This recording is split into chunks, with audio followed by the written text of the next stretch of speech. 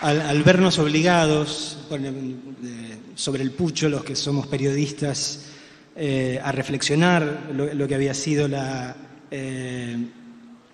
presidencia de la Rúa, y uno empezar a apilar una serie de rasgos, se generó esta cosa rara porque a uno le daba la sensación de que no sabía si estaba hablando del gobierno de la Rúa o si estaba hablando del gobierno actual, ¿no? Digo, porque cuando estás hablando de vuelta del FMI, endeudamiento feroz, corrupción y violencia represiva. Yo creo que hemos retrocedido enormemente los argentinos.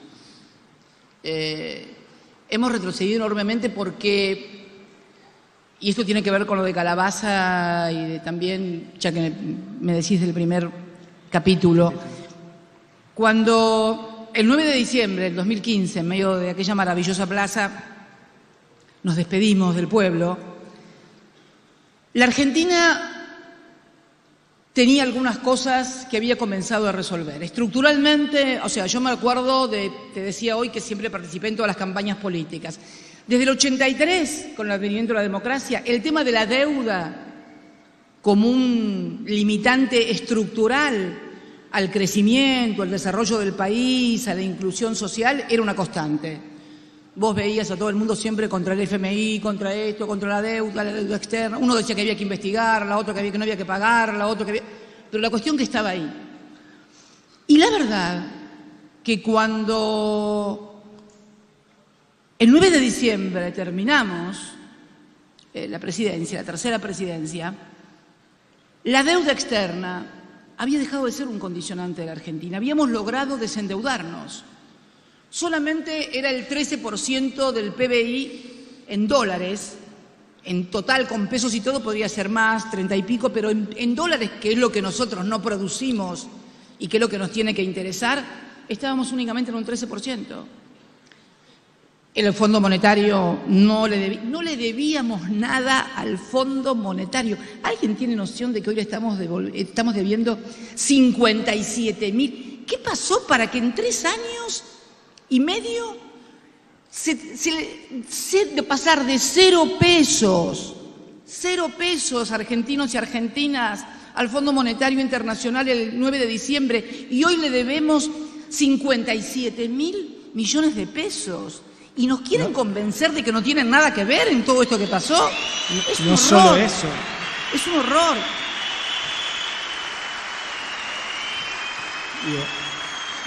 No solo debemos 57.000 millones de dólares. ¿Alguien vio un dólar de esos? No. ¿Alguien está en algún lado, está en alguna obra? Fuga, no, porque además, otra cosa, el tema es eso y la desocupación. Cuando terminamos nosotros estábamos, si mal no recuerdo, 5.9 de desocupación. Sí, fue la marca de desocupación más baja de las últimas décadas. O sea, el desempleo, que también, acordate en el 2001, acordate durante la convertibilidad, habíamos terminado con el desempleo y con el tema de la deuda. Y hoy estamos de vuelta con lo mismo. ¿Teníamos inflación? Sí, teníamos inflación. Había puja distributiva, había aumento de... Pero no era este aumento de precios. La gente podía ir al supermercado. Hoy la gente tiene miedo de ir al supermercado.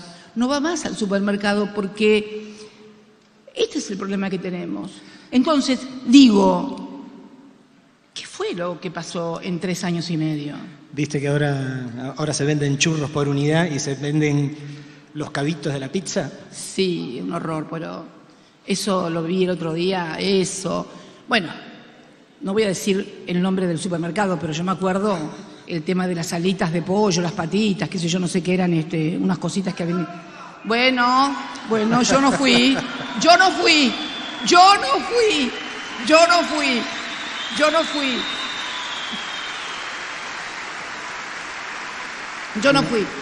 Entonces, digo, tenemos que reflexionar, porque yo me parece que vamos a tener que...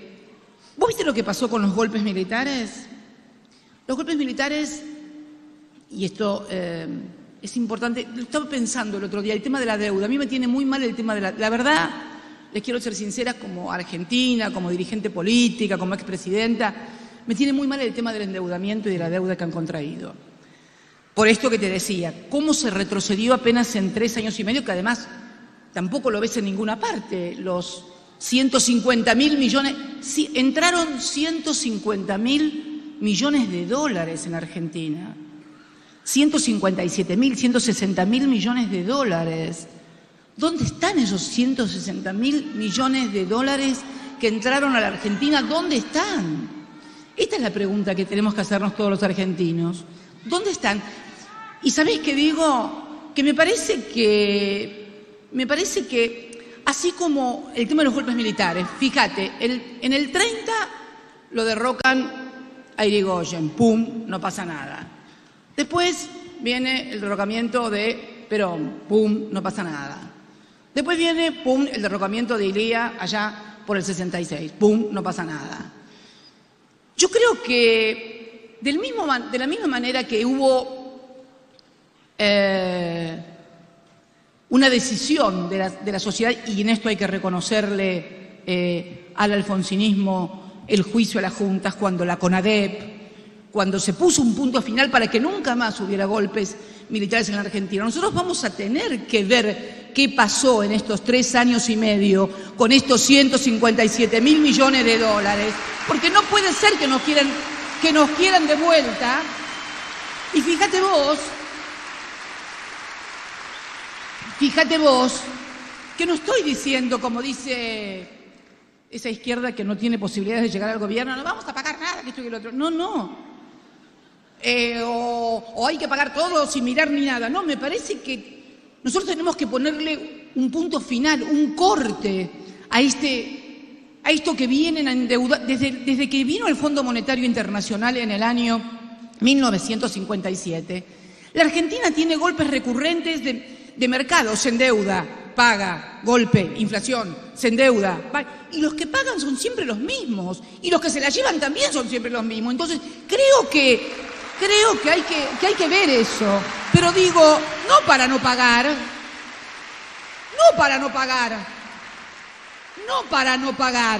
sino para ver quién tiene que pagar, que es otra cosa. Queremos saber quién tiene que pagar esta deuda.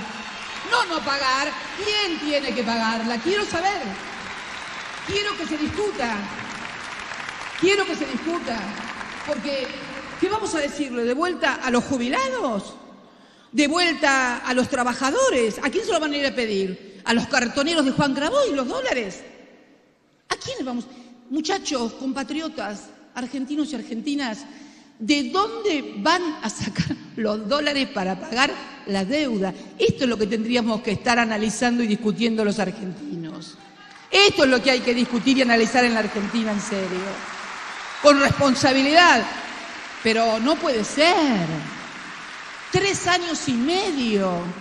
No estamos hablando de un proceso como el que, bueno, la dictadura, el golpe, vino el 83, todas las dificultades, los parlamentos, pim, pum, pam, y terminamos en el 2001.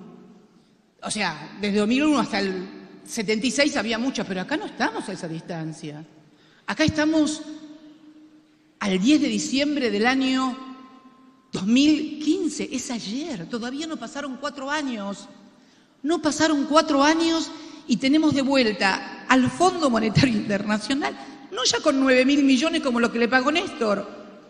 9.000, vos fijate, el fondo vino en el año 1957 y Néstor le pagó 9.000 millones como deuda total.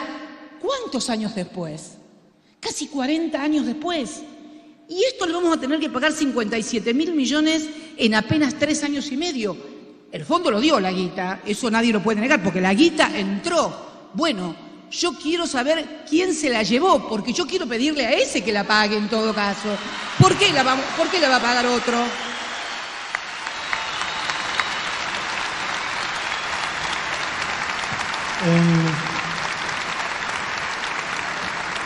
En diciembre claramente va a haber que sentarse con el FMI. ¿Qué? Pero, perdón. Más que con el FMI, también hay que sentarse, además de con el FMI, quiero ver los papelitos, porque siempre quedan papelitos de todas estas cosas. Lógico. Y registros y cositas. Por eso En fin. quería preguntar por la experiencia que vos tenés que haber visto de cerca, digo, en el momento en que Néstor tuvo que negociar con el FMI, bueno, y Alberto estaba ahí, ¿no? Alberto, en realidad Alberto toma contacto con el FMI antes de que Néstor fuera presidente. Alberto los conoce antes de que Néstor fuera presidente. Cuando Néstor es candidato a presidente en las elecciones del 2003, el fondo, como siempre, viene para avalar con todos los candidatos. Néstor le dijo, no, yo no voy, anda vos, Alberto, y lo mandó Alberto. O sea que Alberto los conoce no solamente desde el momento cuando ya eran gobierno y él era jefe de gabinete, que se renegoció la deuda, sino que él ya los conoce de antes de cuando fue. Y le dijo en ese momento, le transmitió el mensaje que le mandó Néstor, de decir que nosotros para pagar teníamos que crecer primero. Este fue el eje fundamental que Alberto le dijo a los del FONDE en el 2003. Esto fue lo fundamental.